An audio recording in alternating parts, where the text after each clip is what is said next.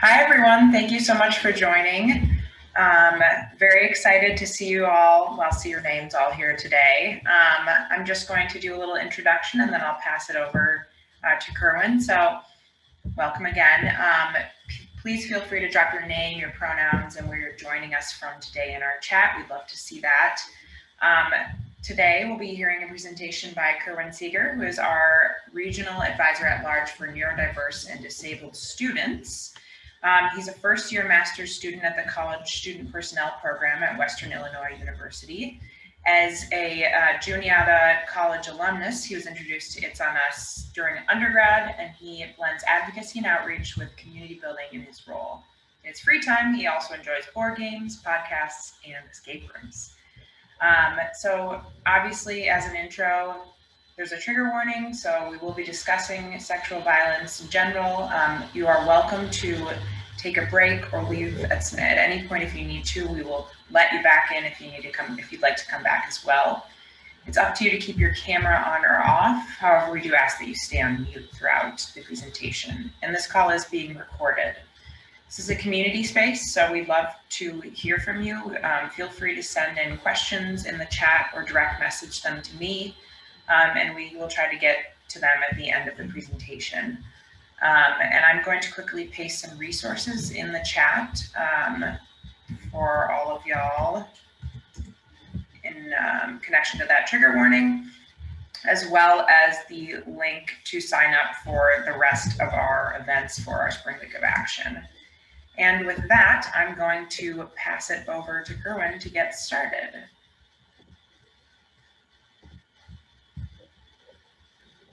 Hello, everyone. I am going to thank you all for being here first. My name is Kirwin Seger, like Maeve so beautifully introduced me. I use he, him, his pronouns. I'm going to share my screen a little right now. All right. So, can I have like a thumb up in the chat or like thumbs up if everyone can see this? Fantastic. Thank you, everyone. I appreciate it. All right. So hi, everyone. My name is Kirwin Seger, and I'm going to be talking a little bit about the role of Title IX in accessibility, access, and the prevention of gender-based violence. That's a long title and probably not the most uplifting thing you've heard today, but I'm hoping that it is at the very least informative, and in the next about 20 or so minutes that you take something from this presentation. So I want to start by just talking a little bit about where we are, where we were, and where we can be. So oftentimes we start to see patterns that emerge, but also we have different ways that Title IX has really impacted higher education, and we really start to see Title IX take a lot of different forms. However, it really does start to follow similar patterns throughout history. So as you all know, it was founded in 1972, it was passed, and it has done a really great job to an extent of really, this was the start of the national conversation surrounding gender-based violence, gender-based discrimination. However, like any other social justice movement, equal opportunities and equal access did not happen for all people at all times. And the impact of intersectionality really is a strong one. And it really has impacted students with disabilities in a very meaningful way. So disabled students, students on the spectrum, students with neurological differences, it really has impacted those students, and they have both felt left behind and they've like been left behind, and it has been accessible, and it has been a barrier to getting resources, but also just a barrier to higher education. And that has really trickled down all the way into where we are, the modern day campus life. So we are definitely in the age of accessibility, and campuses are really starting to have those conversations about how do we make campus resources more accessible. Oftentimes that is seen as the very physical accessibility. So we're starting to see wheelchair ramps pop up. We're starting to see elevators being included all in buildings, all of which are great steps. However, we are not seeing those intangible supports to really help support students and make them not only physically be accessible, but also emotionally and mentally be able to access these resources.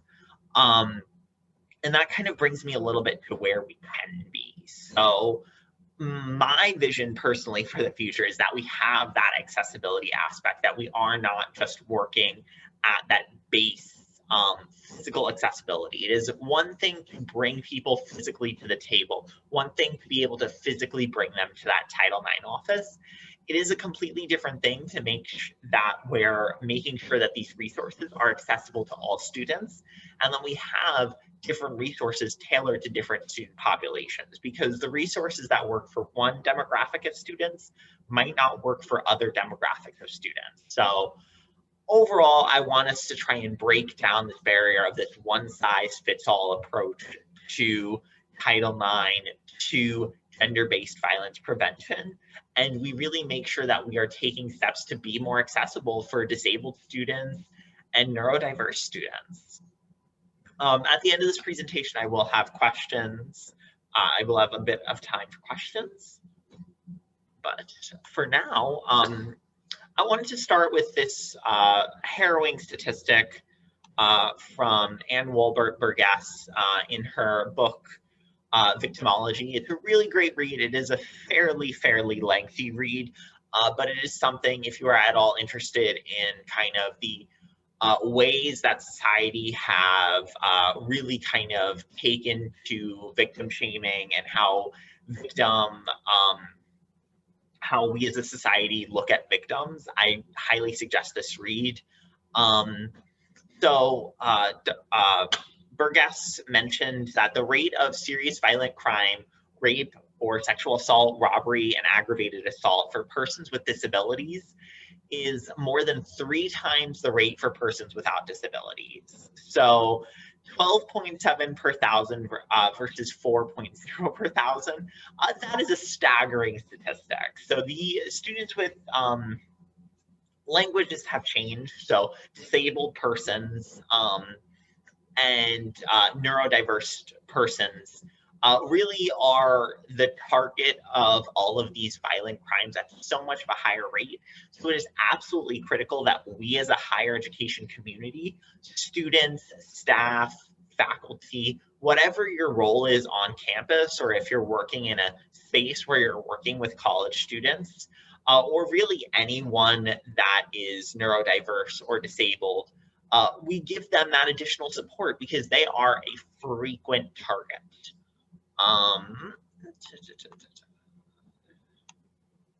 All right. So in my view, especially looking kind of as we zoom in towards the higher education mindset, I'm seeing 3 main issues that are really attributing to this high level of victimization, and also just this high level of inaccessible knowledge and resources not being provided.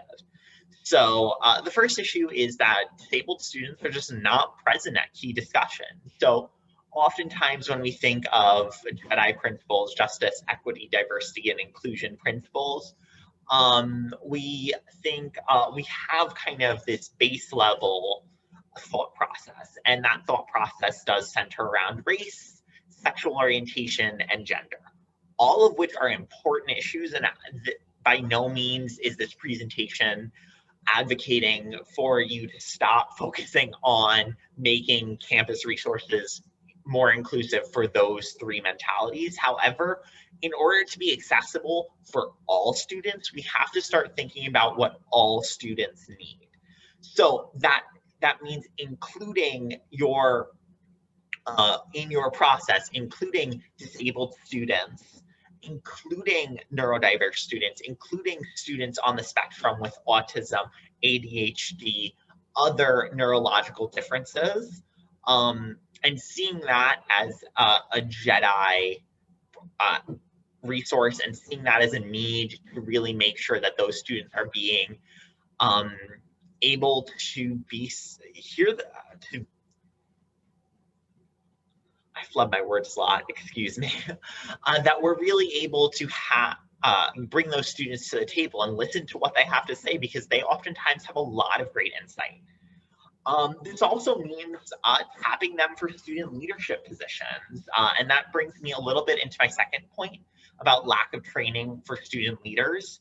So we not only have to get disabled students and students on the spectrum into leadership positions on campus as we fight against gender-based violence, but also getting them into positions is not enough. Bringing them to the table is not enough. We have to train all student leaders on what it means to work with students that are autistic, that have physical disability, that have a mental disability, that might be suffering from PTSD.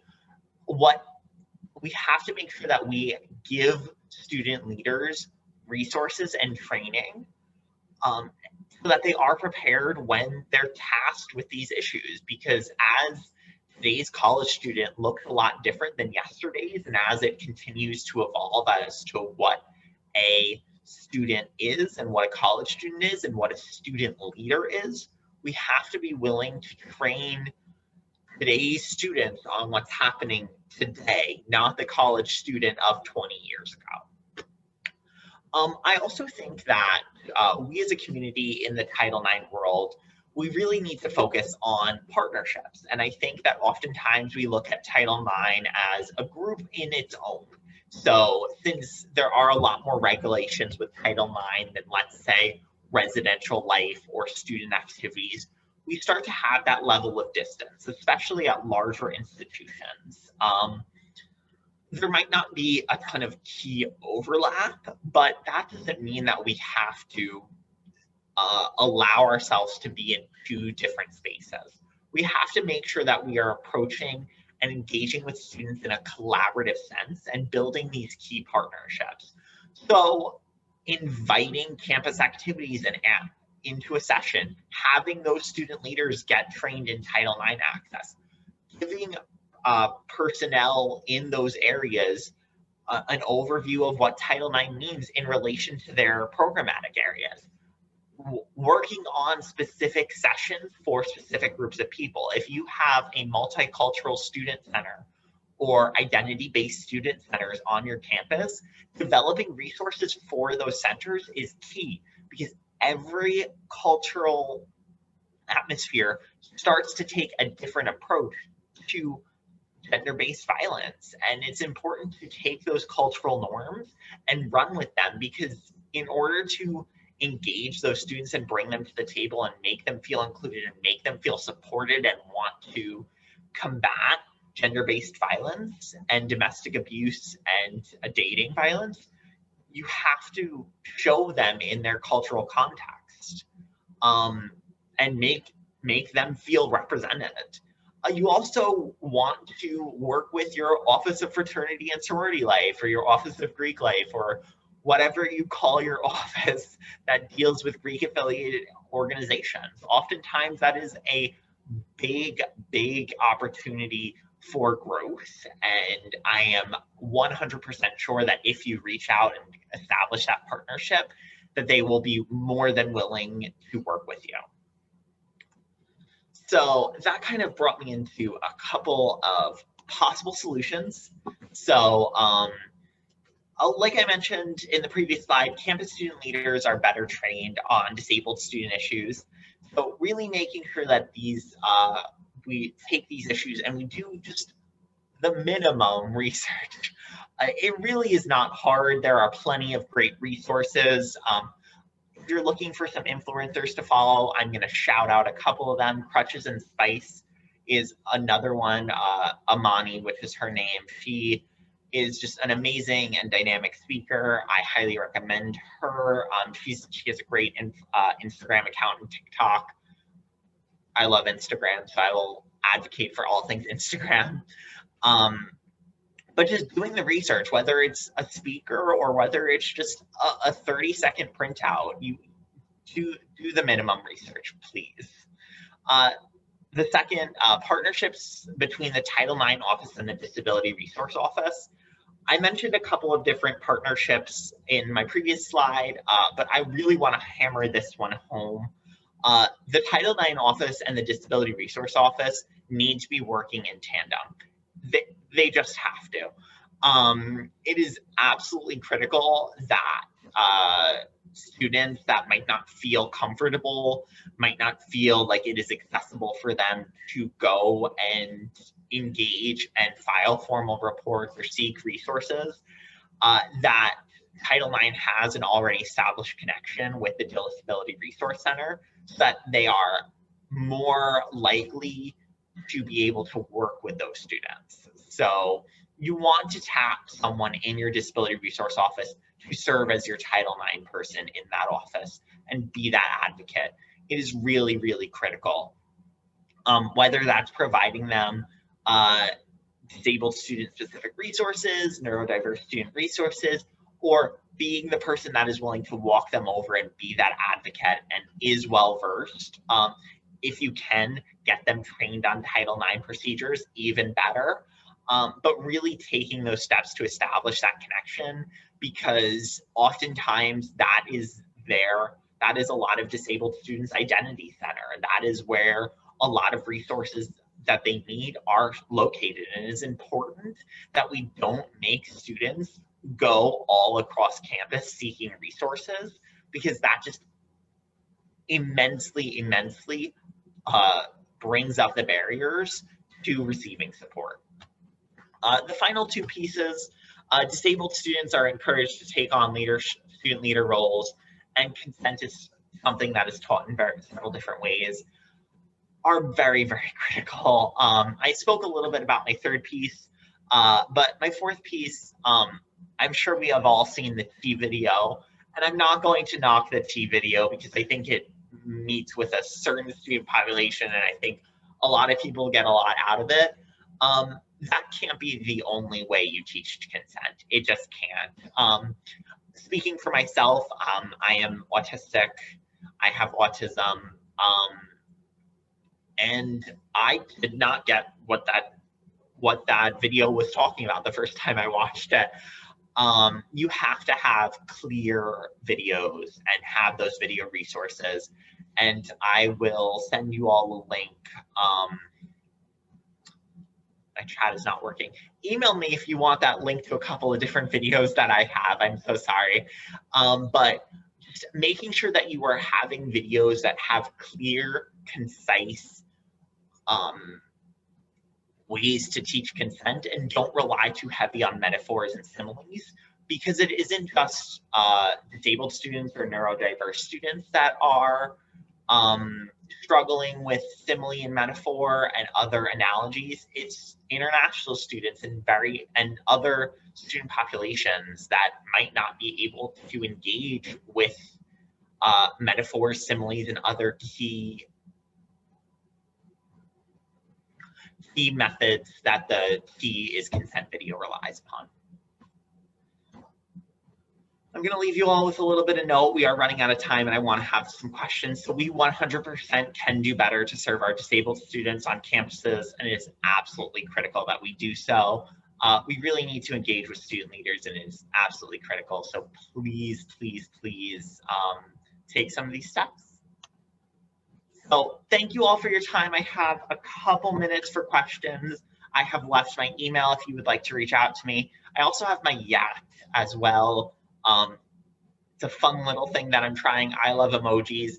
So if you go to y.at/ and then those 4 emojis, that's my little page, and it has all of my social media links. And I'd love to connect, and I'd love for you to follow me. All right. I'd now love to take some time for some questions.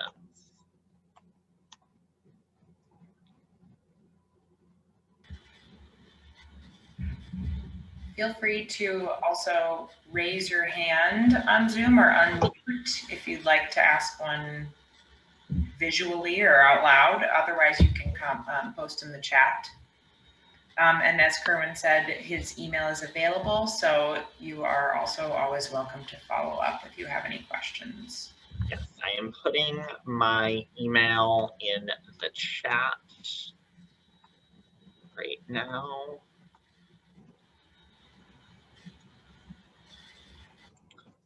All right, and Zoom kind of screws up emojis, which is my big complaint with Zoom. So, but like that's close enough. All right. It looks like no questions just yet. That's okay. But they did a good job, I guess. Yeah, thank you so much for presenting, Kirwin. We are so glad to have you, as you know, on the team. And thank you all for joining us. We look forward to hopefully seeing you later today for our mental health roundtable. It should be amazing, and for the rest of our events this week. So again, thank you, and have a wonderful day. Thank you. And if there's any questions, please feel free to reach out to me. But thank you all for attending.